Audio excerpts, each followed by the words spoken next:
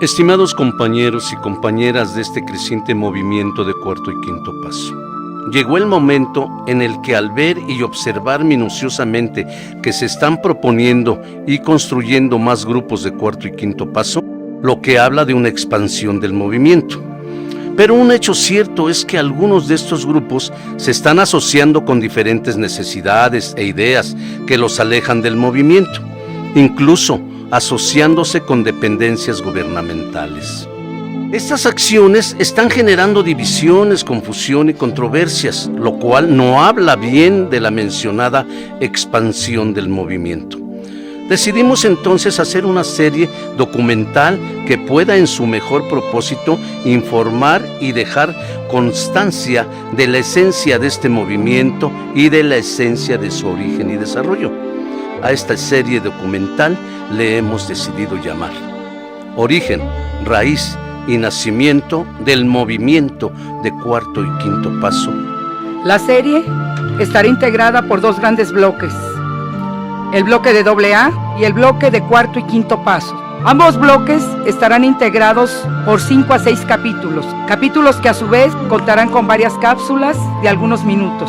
Cada una de las cápsulas hablará y mostrará de manera breve y amena desde sus orígenes y bases hasta octubre del 2014. Que los cofundadores y constructores de la única opción gratuita y mundialmente conocida como Alcohólicos Anónimos han sido Bill W. y el Dr. Bob, junto con los buenos veteranos, como llamó el Dr. Bob, a los primeros alcohólicos anónimos recuperados. Estos exalcohólicos fueron grandemente apoyados por profesionales desinteresados de lucro alguno. Alcohólicos Anónimos no está afiliada a partidos políticos ni a intereses diferentes al de pasar su mensaje y llevar al enfermo alcohólico a su recuperación. Esta agrupación ha servido de ejemplo a otras asociaciones de autoayuda, facilitándoles sus principios, los que reconoce como universales, para que sean usados en su beneficio, siempre y cuando no los usen bajo el nombre de Alcohólicos Anónimos. Dentro de los grandes individuos no alcohólicos que apoyaron a la agrupación de AA y su programa de recuperación, mencionamos al Dr. William Duncan Silworth, al Dr. Harry Taebaut, a la valiosísima hermana Sor Ignacia, al sacerdote episcopal Samuel Moore Zapatero III, al pastor episcopal Samuel Moore Shoemaker, y más que iremos presentando oportunamente. Esta opción no lucrativa y altamente efectiva se conoce mundialmente como los 12 pasos de recuperación, el cual es un método de autoayuda, es decir, de autoaplicación. Que claro, que como todo inicio de un proceso de aprendizaje deberá de ser apoyado y guiado por el padrino o la madrina, quienes orientan en la aplicación de los principios de recuperación, los cuales son individuos que ya están en un nivel de recuperación tal que son una muestra viviente de que el programa sí transforma al individuo, que se aplica el programa en su totalidad y que aplica en su diario vivir los 12 pasos. Bloque Alcohólicos Anónimos. Capítulo 1. La construcción de AA hasta el premio Lasker. Cápsula: los grupos washingtonianos y grupos Oxford. De los antecedentes más importantes dentro de la vida de los Alcohólicos Anónimos es el trabajo de los grupos washingtonianos alrededor de 1850 y de los grupos Oxford que inician en 1908. El trabajo que hacen ambas agrupaciones es dirigido al tratamiento de los llamados en ese tiempo solamente borrachos perdidos. Pero desafortunadamente, hoy no se les reconoce a estos grupos su trabajo con el alcoholismo, ya que con sus aciertos y desaciertos fueron parte sustancial de lo que se convertiría más adelante en el tratamiento de los 12 pasos de AA. Los iniciadores de Alcohólicos Anónimos hicieron cambios y ajustes que permitieron superar los desaciertos de aquellos grupos. Para entender mejor esta afirmación es necesario conocer brevemente la historia y características de cada uno de ellos. De los grupos washingtonianos, podemos mencionar que sus fundadores pertenecían a diferentes grupos religiosos o de corte cristiano. Entre ellos se encontraban los calvinistas, los más conservadores, que eran gente que pensaban que el hombre está sujeto a la depravación de la naturaleza moral del ser humano y que solamente podría ser cambiada esta naturaleza por la intervención divina drástica y que la Biblia se practicaba al pie de la letra. Por otra parte, dentro de los mismos grupos observadores u ortodoxos se encontraban los revivalistas, gente con un pensamiento que buscaban cambiar las prácticas o creencias establecidas. Es decir, tenían un pensamiento progresista, en donde la práctica de la Biblia se hacía de manera menos dogmática. Así, estos grupos de individuos religiosos, separados de alguna manera de la Iglesia Católica, su dogma y concepción del alcohólico planteaban un tratamiento centrado en los siguientes 4 puntos. Número 1, que solamente un borracho puede entender a otro. Y para que un borracho activo pueda aceptar la palabra de Dios, es necesario primero poder establecer un puente de comunicación en el propio idioma del borracho.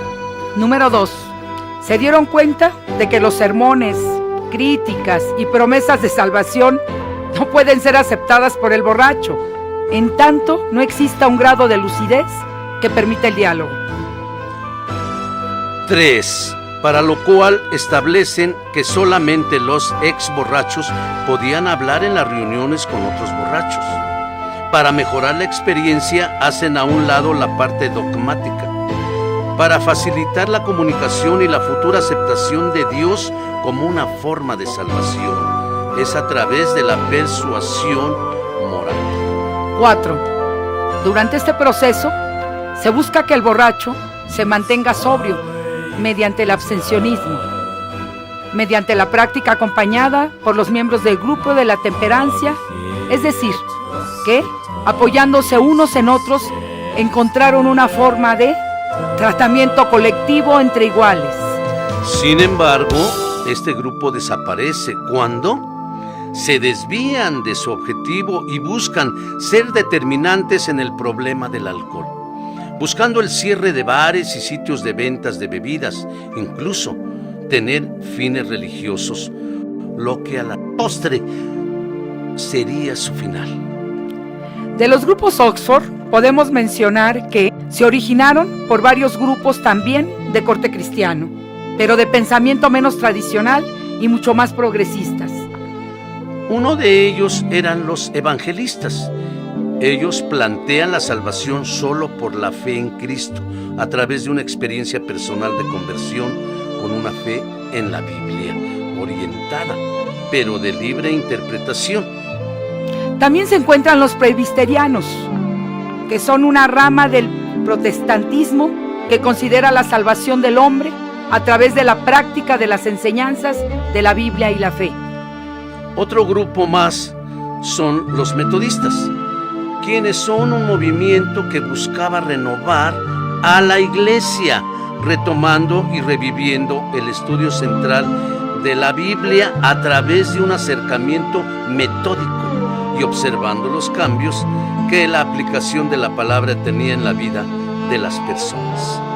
Un dato importante de los grupos Oxford es que tienen como antecedente fundamental la experiencia vivida de su fundador, Frank Bushman, el cual vive una transformación espiritual en 1908. Con base en estos antecedentes podemos ver cómo y con qué elementos los grupos Oxford ocupan parte de la actividad en la salvación de alcohólicos a través de la religión y la perfección cristiana. Para lograrlo, tenían como práctica la rendición absoluta, una guía espiritual, compartir la experiencia con los amigos de la comunidad de borrachos, cambiando su vida a través de la fe y de la oración, establecido estas normas de vida como solución de la problemática alcohólica. Sus estándares eran los absolutos. Número 1, honestidad absoluta. 2, pureza absoluta. 3, desinterés absoluto. 4, amor absoluto. Y para hacerlo, tenían una secuencia de principios como guía que a la letra decían: 1. Admitimos que estábamos heridos. 2. Fuimos honestos con nosotros mismos. 3. Lo hablamos con otra persona. 4. Reparamos a aquellos a quienes habíamos dañado. 5. Intentamos pasar este mensaje a otras personas sin esperar nada a cambio. 6. Rezábamos a Dios tal y como lo entendíamos. Todo esto dentro del ambiente de la religión evangelista, que practica un dogma de fe y cuyas bases están fundadas en una interpretación más personal de la Biblia y por consiguiente de Dios. Es importante resaltar que al no ser tan estricta, permitió la inclusión de otros tipos de información que aclaraban mejor la problemática, en este caso, la opinión médica. De tal forma que al momento del encuentro de Bill W. con el promotor de su sobriedad, Evie, que ya en ese tiempo había conocido y practicado los planteamientos de los grupos Oxford y washingtonianos. De tal manera que en ese momento los ingredientes para la aceptación de los instrumentos espirituales se encontraban ya muy vividos y experimentados. Señalémoslos. 1. La mejor forma de reconocer el problema alcohólico es que un alcohólico recuperado le hable y demuestre con su propio lenguaje lo devastadora que es su situación. 2. Que se incluyan diagnósticos médicos del daño físico y mental a donde han llegado, con demostraciones de la experiencia vivida. 3. Que su ego es reducido a un estado de quiebre, lo que permite la aceptación de una práctica religiosa, como se entendía en ese momento. Los acontecimientos médicos los relataremos en la siguiente cápsula. Por lo pronto, les presentamos como cierre de esta cápsula algunas primeras figuras importantes de los grupos antes mencionados o cómo se relacionaron fuertemente con ellos y que hicieron aportaciones importantes al movimiento social más grande del mundo para enfrentar el problema del alcoholismo, las adicciones y más problemáticas emocionales. Rulon H. Sam Soymekar, Evie, William James Carl Jung y el Dr. Silva.